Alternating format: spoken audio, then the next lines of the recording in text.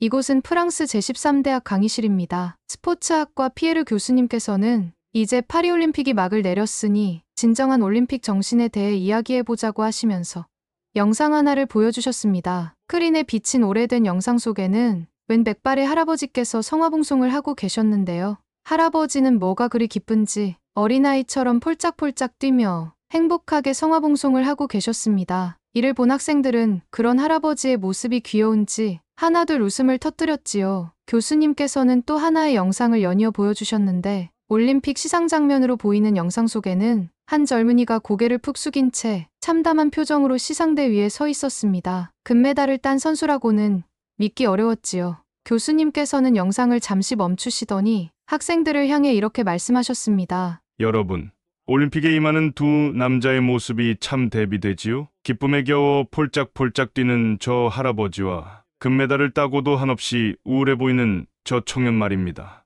그런데 사실 이 두 사람은 같은 사람입니다. 학생들의 두 눈이 휘둥그레졌습니다. 금메달을 따고도 슬퍼할 수밖에 없었던 저 젊은이는 53년이라는 세월이 흘러 백발 노인이 되어서야 금메달 세레머니를 할 수 있었다고 하는데요. 오늘은 이 사람을 통해 올림픽 정신을 배워봅시다. 학생들은 너무나 흥미로워하며 교수님을 바라보았고 교수님의 강의가 약 1시간쯤 지난 뒤 감동의 눈물을 흘리는 학생들이 속출했습니다. 그런데 강의가 절정에 다다랐을 때쯤 한 일본인 학생 하나가 교수님을 향해 이건 다 거짓된 허위 정보라고 소리를 질렀습니다. 강의실 분위기는 순식간에 살벌해졌고 독일 학생까지 싸움에 합세하며 난장판이 되었다고 하는데요. 과연 이 강의실에서는 어떤 일이 벌어진 것일까요? 그리고 53년 만에 금메달 세레머니를 했다는 이 남자에겐 도대체 어떤 사연이 있는 것인지 오늘의 사연을 통해 알아보겠습니다. 한국 호랑이. 안녕하세요. 독일 대학생 레이나라고 합니다. 저는 어릴 적부터 유난히 스포츠에 관심이 많았어요. 누굴 닮아서 이러는지는 모르겠지만 특히나 맨몸으로 하는 운동을 할 때면 모든 걸 잊을 만큼 즐거웠고 또 잘했어요. 차츰 자라면서 제가 좋아하는 운동을 학문적으로 깊게 탐구하고 싶더라고요. 그래서 고등학교를 졸업하고 프랑스 제13대학 스포츠학과에 입학하게 되었습니다. 제 고국인 독일에서 대학을 다닐 수도 있었지만 프랑스에서 장학금을 받을 수 있는 좋은 기회가 생겼기에 프랑스 대학까지 오게 된 것이지요. 처음 해보는 타지 생활은 생각보다 힘들었습니다. 하지만 힘들 때마다 한 사람을 떠올리며 다시 힘을 낼 수 있었어요. 그건 바로 지금은 하늘나라에 계신 저희 할아버지이십니다. 왜 부모님도 아니고 할아버지냐고요? 저와 할아버지는 아주 특별한 인연이 있거든요. 이를 설명하기 위해 제 어릴 적 이야기부터 들려드릴게요. 어릴 적부터 저희 집에는 특별한 방이 하나 있었어요. 그건 바로 돌아가신 할아버지께서 생전에 쓰셨던 작은 서재였습니다. 할아버지께서는 독일에서 기자 생활을 하셨는데 기자 생활 당시 찍었던 수많은 사진과 신문 기사들이 그 서재에 빼곡하게 보관되어 있었거든요. 저희 부모님께서는 할아버지의 노고를 기리기 위해 그 서재를 없애지 않고 보존해 오셨습니다. 제가 태어나기 전에 할아버지께서 돌아가셨기 때문에 안타깝게도 뵌 적은 없었지만 이상하게 할아버지와 깊이 연결된 느낌을 받았어요. 그건 아마 할아버지의 서재 때문일 거예요. 어릴 적부터 할아버지의 서재는 제게 소중한 보물창고이자 놀이터였거든요. 낡은 책들이 빽빽하게 들어찬 책장, 손때 묻은 지도들, 벽에 걸린 흑백 사진, 그리고 서재에서 발견되는 작은 보물들은 저를 늘 설레이게 했습니다. 이 공간에 있을 때마다 마치 돌아가신 할아버지와 대화하는 느낌도 들었지요. 철없던 어린 시절에는 할아버지의 물건들을 많이 흐트러뜨리고 낙서까지 하는 바람에 부모님께 큰 꾸중을 듣기도 했지만 차츰 자랄수록 할아버지의 삶과 생각들을 진심으로 존경하게 되었습니다. 생전에 할아버지께서는 올림픽 취재 전문 기자이셨다고 하셨어요. 덕분에 그 방에는 올림픽 관련 사진이나 기사들이 넘쳐났지요. 세계 각국 선수들의 멋진 사진을 본 날이면 집 마당에 나가 무작정 따라해보기도 했던 기억이 나네요. 이 모든 과정이 제가 스포츠에 관심을 갖도록 영향을 주었나 봐요. 그러던 중 제가 스포츠학과에 진학하게 만든 결정적 이유가 있었는데 그건 바로 할아버지 보물이로이었다는 한 스크랩북 때문입니다. 제가 중학생쯤 되었을 때였을 겁니다. 여느 때처럼 할아버지 서재에서 책을 읽고 있었는데 그날따라 문득 책장에 조금 높은 곳에 놓여진 상자 하나가 눈에 들어오더라고요. 아버지께 여쭤보니 그 상자는 할아버지의 보물이로였다고 하셨어요. 먼지 쌓인 상자를 조심히 열어보았는데 그곳엔 유독 두꺼운 스크랩북이 있었어요. 표지에는 올림픽 특집이라고 적힌 금박글씨가 있었고 1936년 베를린 올림픽이라고 적혀 있었습니다. 펼쳐보니 동양인으로 보이는 한 남자 선수의 사진과 취재 기록들이 빼곡하게 보관되어 있더라고요. 두꺼운 스크랩북을 가득 채운 그 선수는 한국의 마라토너 송기정이었습니다. 솔직히 처음에는 조금 의아했어요. 왜 동양인 마라톤 선수에 대한 취재 기록이 할아버지의 보물이로가 된 것인지 쉽게 이해되지 않더라고요. 그런데 할아버지께서 중간중간 함께 적어두신 일기들을 읽어나가면서 그 이유를 충분히 납득했습니다. 당시 어린 나이에 제가 읽어도 눈물을 멈추기 어려웠거든요. 오늘은 그 서럽고도 뜨거운 이야기와 글들을 공유하고자 해요.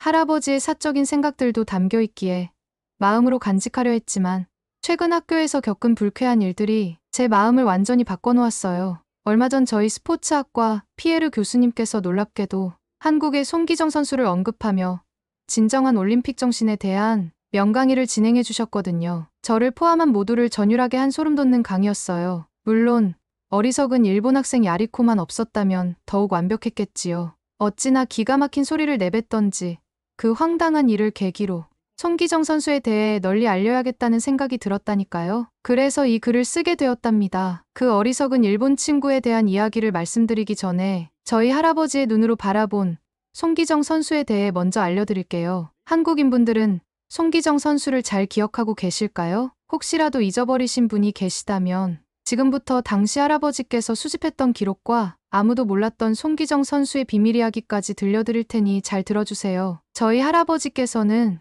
송기정 선수가 1936년 독일 베를린 올림픽에 참가할 당시에 처음 기자 생활을 시작하셨어요. 베를린 올림픽은 독일에서 열리는 첫 올림픽인 만큼 도시 전체에 열기가 가득했습니다. 겉으로 보기엔 전 세계인의 축제였지만 독일인들은 마냥 기뻐할 수 없었습니다. 당시 독일인 우월주의 이념이 들어서 있었고 악명 높은 그는 이 올림픽을 통해 독일인의 우월함을 선전하려 했어요. 올림픽 선수들 중에 유대인들은 제외시켰고 독일인들로만 구성하여 2차 세계대전을 일으킬 명분을 만들려고 한 것이지요. 이런 분위기 때문에 운동에만 전념해야 할 선수들이 오히려 눈치와 압박을 받으며 운동해야만 했었어요. 할아버지는 이러한 일들에 씁쓸해하시면서도 어쩔 수 없이 올림픽을 취재하며 바쁜 시간들을 보내셨습니다. 그러던 와중에 신문사에서 할아버지께 특별한 임무를 내리셨어요. 당시 독일 마라톤 국가대표인 발터보쉬라는 선수가 이번 마라톤 대회에서 금메달을 딸 것으로 보이니 발터보쉬가 결승점에 통과하는 순간을 무슨 일이 있어도 꼭 사진으로 담으라는 임무였지요. 할아버지께서는 기자 생활의 첫 특별 임무인 만큼 마라톤 시작점에서부터 발터보쉬 선수를 카메라에 담기 위해 먼저 출발 지점으로 가셨다고 해요. 그런데 출발선에 서 있는 수많은 선수들 중에 한 동양인이 할아버지 눈에 들어왔다고 합니다. 깡마른 몸을 가진 그 동양인 선수는 얼마나 연습을 많이 한 건지 온몸이 새까맣게 그을린 상태였는데 다른 무엇보다 유독 표정이 어두워 보였대요. 긴장감과는 다른 슬픈 얼굴이었다나요? 아무튼 그 동양인 선수를 신경 쓰는 사이 마라톤 출발을 알리는 총성이 울렸습니다. 이날은 기록적인 폭염이 있던 날이었는데 5km도 되지 않는 지점에서 기권하는 선수들이 속출했습니다. 가만히 있어도 숨이 막히는 더운 날씨에 그 거리를 달린다는 건 너무나 고통스러운 일이었기 때문이지요. 할아버지는 독일 선수를 지켜보다가 차를 타고 다시 결승점으로 이동하셨습니다. 이제 결승 지점의 제일 좋은 자리에서 독일 선수인 발터보쉬가 보이기만을 기다리고 있었지요. 그런데 도대체 이게 무슨 일인 거지요? 1등으로 들어오는 선수는 독일 선수가 아니라 아까 출발 지점에서 눈여겨보았던 동양인 선수였습니다. 이 선수는 경기장에 들어서자 엄청난 속력을 내더니 결승점을 통과하였습니다. 마라톤에서 동양인이 1등을 한 건 처음이었어요. 그는 가슴에 일장기를 달고 있었는데 관중석에서도 커다란 일장기를 흔들며 이를 기뻐했습니다. 할아버지께서는 독일의 발터보쉬 선수가 왜 안 보이는지 의아했지만 일단 1등으로 온 그 동양인 선수부터 사진에 담기 시작했어요. 나중에 알고 보니 독일의 발터보쉬 선수는 마라톤 중간에 기권을 했고 결국 독일은 메달 획득에 실패했지요. 금메달을 따게 된 그 동양인 선수는 일본의 기테이손이었습니다. 할아버지께서는 아쉬운 결과를 뒤로한 채 시상식 장면을 사진에 담기로 했지요. 그런데 시상식에서 이상한 장면이 목격되었어요. 금메달을 따게 된 기테이손이 시상대 위에서 기뻐하기는커녕 세상을 다 잃은 표정을 짓고 있는 게 아니겠어요? 무려 2시간 29분 19초라는 마라톤 올림픽 신기록까지 세웠는데 말이에요. 너무나 이상했습니다. 시상식 내내 고개도 들지 않고 참담한 표정을 짓더니 월계수 화분을 건네봤자 그 화분을 가슴으로 당겨 일장기를 가리더라고요. 그저 괴로운 듯 땅만 보고 있었습니다. 이러한 모습은 동메달을 딴 또 다른 일본 선수에게서도 보였습니다. 두 일본 선수 모두 메달을 따고도 전혀 기뻐하지 않는 모습이었지요. 할아버지는 너무 이상한 느낌에 그 선수에게 더 큰 호기심을 가졌고 시상식이 끝나자 무언가에 홀린 듯 기테이손 선수를 계속 따라가셨어요. 그러다 경기장 한켠에서 기테이손 선수와 밀접한 거리에 있게 되었고 할아버지는 이때가 기회라고 생각해 종이를 내밀면서 사인 요청을 하셨습니다. 다행히 선수는 사인에 응해주었지요. 그런데 기테이손 선수가 써준 사인을 받아든 저희 할아버지는 놀라움에 경악하셨습니다. 왜냐하면 그 종이에는 영어로 코리안이라고 적혀 있었기 때문이지요. 일본인인 줄 알았던 그는 마치 자신의 진짜 정체를 적극적으로 알리려는 듯 사인에까지 한국인이라고 고쳐 쓴 것이지요. 그리고 사인에서 읽을 수 없었던 문자는 한글이었는데 여기저기 물어본 결과 송기정이라는 한국인 이름임을 알게 되었습니다. 할아버지는 그때부터 그의 숨겨진 사연을 확인하기 위해 송기정 선수에 대한 많은 것들을 끈질기게 파헤치셨다고 합니다. 올림픽 현장에서 일본인 관계자들을 마주칠 때마다 송기정 선수의 국적을 묻고 또 물었지요. 끈질긴 할아버지의 질문을 계속 받았던 일본 관계자들은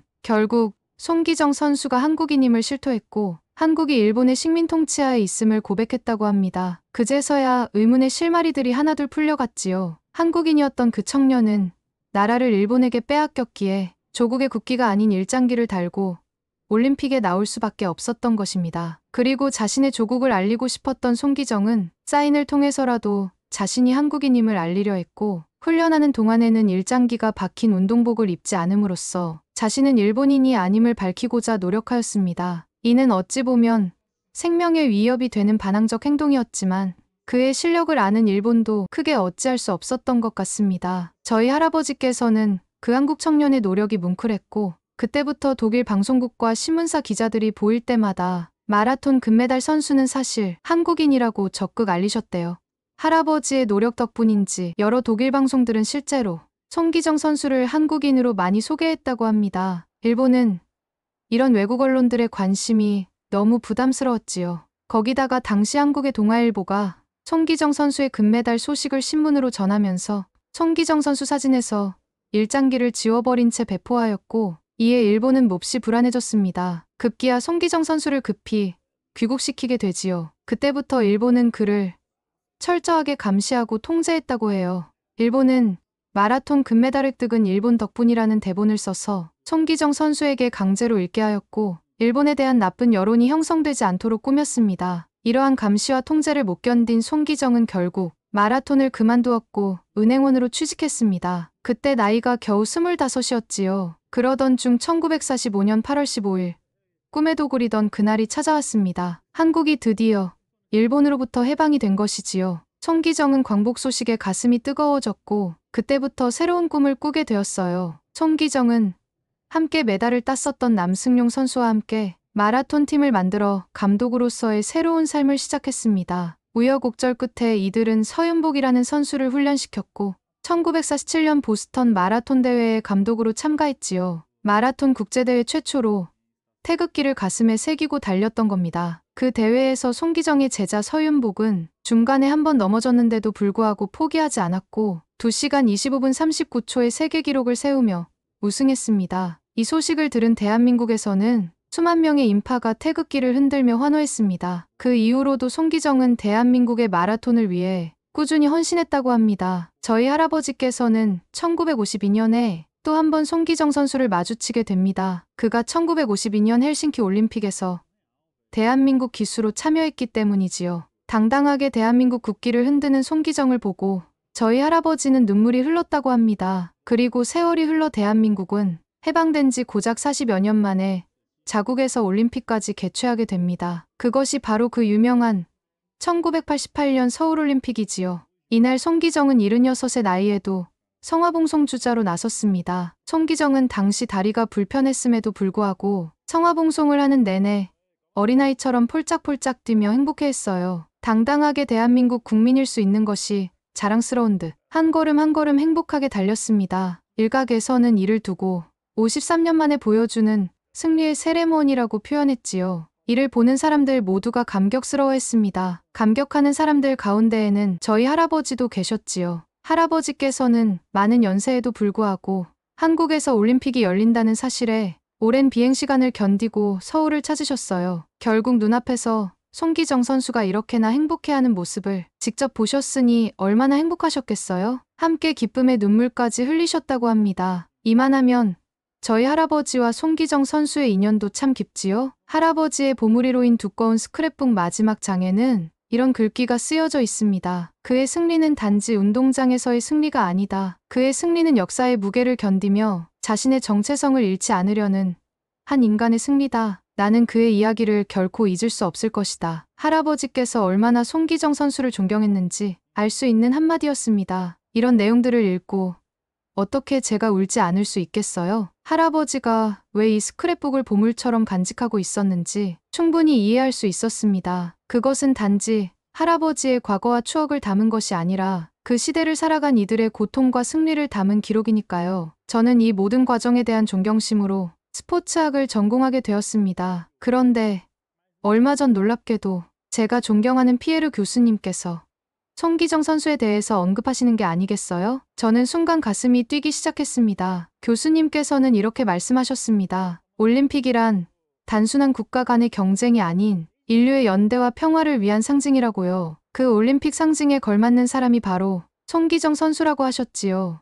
교수님께서는 송기정 선수가 1936년 베를린 올림픽에서 금메달을 딴 이야기와 함께 그가 일본의 압박 속에서도 자신의 한국인 정체성을 잃지 않으려 했던 노력을 설명했어요. 송기정 선수는 올림픽 역사에서 가장 중요한 인물 중 하나입니다. 그는 단순히 메달을 딴 것이 아니라 일본의 억압 속에서도 자신의 정체성을 지키려 했던 상징적인 인물입니다. 그가 고개를 숙이고 시상대에 선 사진은 올림픽 정신의 진정한 의미를 보여줍니다. 국가의 정치적 상황을 초월하여 개인의 신념과 자존심을 지키는 것 말이죠. 강의실은 숙연한 분위기에 휩싸였습니다. 학생들은 경외심 가득한 눈빛으로 교수님의 말씀을 경청했어요. 저 또한 할아버지의 스크랩북이 떠오르면서 가슴이 뜨거워졌지요. 그런데 그때 갑자기 강의실 뒤쪽에 있던 일본인 학생인 야리코가 손을 번쩍 들더라고요. 그러더니 상기된 얼굴로 이렇게 말했어요. 교수님, 그건 사실이 아닙니다. 송기정 선수는 일본 선수가 맞습니다. 일본 도쿄의 올림픽 박물관에도 그의 사진이 전시되어 있고요. 그의 승리는 명백한 일본의 승리로 기록되어 있습니다. 교수님이 알고 있는 이야기는 과장된 것일 뿐이라고요. 강의실은 순식간에 긴장감이 감돌았어요. 저는 깜짝 놀라 야리코를 바라보았습니다. 그녀의 말은 역사적 사실을 왜곡하는 것처럼 느껴졌지요. 그러나 교수님은 침착하게 야리코를 바라보며 천천히 말씀을 시작하셨어요. 맞아요. 일본 올림픽 박물관에 송기정 선수 사진이 있는 것은 사실입니다. 그리고 당시 일본은 그를 일본 선수로 기록했지요. 그러나 우리는 그 기록 이면에 감춰진 이야기를 알아야 합니다. 송기정 선수는 일본 국기를 달고 뛰었지만 그는 한국인으로서 자신의 정체성을 지키기 위해 싸웠습니다. 이 영상을 한번 보세요. 교수님이 재생한 영상에서 송기정 선수는 이렇게 말했습니다. 나라 없는 백성은 개와 같아요. 일장기가 올라가고 기미가요가 연주되는 것을 알았다면 나는 베를린 올림픽에서 달리지 않았을 겁니다. 마음이 아파오는 발언이었습니다. 당시 그는 일본의 강요로 인해 한국의 이름을 숨기고 경기에 출전해야 했지만 그는 끝까지 한국인이었습니다. 교수님의 설명에 학생들은 고개를 끄덕였어요. 저도 교수님의 말씀에 깊이 공감했고요. 그러나 일본인 학생은 여전히 수긍하지 못한 표정으로 이렇게 말했습니다. 그렇지만 기록은 기록 아닙니까? 송기정 선수가 일본의 일원으로 경기에 참가했다는 사실은 결코 변하지 않습니다. 일본의 승리가 맞습니다. 교수님은 조용히 미소 지으며 말씀하셨어요. 기록은 역사에 남지만 진실은 사람들의 마음속에 남습니다. 일본은 그 진실을 기억해야 합니다. 세계의 많은 사람들이 이러한 진실을 널리 알린 덕분에 국제올림픽위원회 IOC 홈페이지에도 송기정을 한국의 국민적 영웅으로 표기하는 등 기록마저도 변화하고 있습니다. 저는 교수님의 말씀을 들으며 할아버지의 스크랩북이 떠올랐고 용기 내어 손을 번쩍 들고 이렇게 말했습니다. 교수님 말씀에 공감합니다. 저희 할아버지는 당시 송기정 선수를 취재한 기자이셨는데 송기정 선수는 올림픽 내내 자신이 한국인임을 알리려고 애썼다고 해요. 올림픽 정신은 단지 승리와 기록에만 있지 않습니다. 진정한 올림픽 정신은 인간의 존엄성과 신념을 지키는 것이지요. 그리고 야리코에게 한마디만 해도 될까요? 역사를 잊은 민족에게 미래는 없습니다. 부끄러운 역사라고 해서 외면해서는 안 됩니다. 저 같은 독일인들도 독일 우월주의 역사가 부끄럽지만 우리는 결코 외면하지 않습니다. 늘 반성하고 사죄하기 위해 노력하지요. 일본도 그런 용기를 낼 수 있기를 바랍니다. 교수님께서는 고개를 끄덕이며 저를 향해 미소 지으셨고 다른 학생들은 제게 뜨거운 박수를 보내주었습니다. 야리코는 저를 한번 째려보더니 다시 자리에 앉더군요. 강의실은 다시 조용해졌고 교수님은 강의를 계속 이어가셨어요. 저는 강의가 끝난 후에도 마음이 뜨거웠습니다. 일본인들이 다 야리코 같은 생각을 하고 있는 건 아닌지 화도 나고 혼란스럽더라고요. 하지만 저는 여전히 할아버지를 통해 배운 것을 확신합니다. 송기정 선수의 이야기는 단순한 역사가 아니라 오늘날에도 여전히 중요한 메시지를 전달하고 있다는 것을요. 그것은 진정한 올림픽 정신의 상징이었고 어떤 기록보다도 중요한 진실이었습니다. 이런 진실을 가르쳐준 할아버지와 교수님께 다시 한번 감사한 마음이 드네요. 아참, 많은 사람들에게 자랑하고 싶은 기쁜 소식이 생겼습니다. 저는 이번에 멋진 계획 하나를 세우게 되었는데요. 그건 바로 올 겨울에 한국에 방문하는 것입니다. 한국에는 송기정 선수 기념관이 있다고 하더군요. 그곳을 꼭 방문해보고 싶어요. 그리고 송기정 체육공원에 가면 베를린 올림픽에서 받았던 월계수 묘목이 이만큼이나 자라있다고 하더라고요. 송기정 선수의 서름과 영혼이 깃든 그 나무도 꼭 가까이에서 보고 싶습니다. 그리고 송기정 선수의 동상 앞에서 저희 할아버지의 이야기도 전해보고 싶네요. 할아버지께서 얼마나 그를 아끼고 존경했는지 꼭 말하고 올 거예요. 벌써부터 그날이 무척 기다려집니다. 할아버지와 깊이 연결되어 있던 한국이라는 나라를 드디어 저도 가보게 되었네요. 스포츠에 관심 많은 제가 한국에서 방문하면 좋을 곳이 있다면 어디든 많이 추천해주세요. 꼭 가보겠습니다. 지금까지 저희 기나긴 이야기를 들어주셔서 감사합니다. 그의 정신을 오래도록 잊지 않겠습니다. 감사합니다. 이상 지금까지 독일 대학생 레이나의 사연이었습니다. 재미있게 들으셨나요? 영상을 제작 중인 오늘은 8월 15일 광복절입니다. 자유와 독립을 위해 희생하신 모든 분들의 용기와 헌신에 감사의 마음으로 머리를 조아립니다. 그들의 희생 위에 세워진 오늘의 평화와 번영을 소중히 여기도록 하겠습니다. 오늘의 사연에 공감하셨다면 좋아요와 댓글 부탁드립니다. 여러분의 댓글 하나가 영상 제작에 크나큰 힘이 됩니다. 끝까지 시청해주신 여러분 고맙고 사랑합니다. 한국 호랑이